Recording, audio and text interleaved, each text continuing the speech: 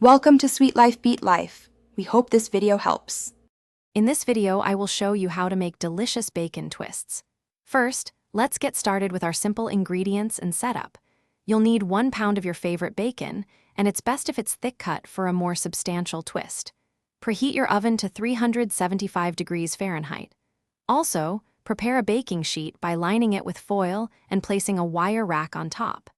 This helps the bacon cook evenly and get extra crispy. Now for the fun part, twisting the bacon. Take each individual strip of bacon and twist it tightly from one end to the other. Imagine you're wringing out a towel. The tighter the twist, the more defined your bacon twist will be. Try to make them as uniform as possible so they cook evenly. Once twisted, lay each piece flat on your prepared wire rack, leaving a little space between them. It's time to bake our delicious bacon twists. Carefully place your baking sheet with the twisted bacon into the preheated oven. Let them bake for approximately 20 to 30 minutes. Keep an eye on them. You're looking for a beautiful golden brown color and a wonderfully crispy texture. Remember, cooking times can vary slightly depending on your oven and the thickness of your bacon, so adjust as needed.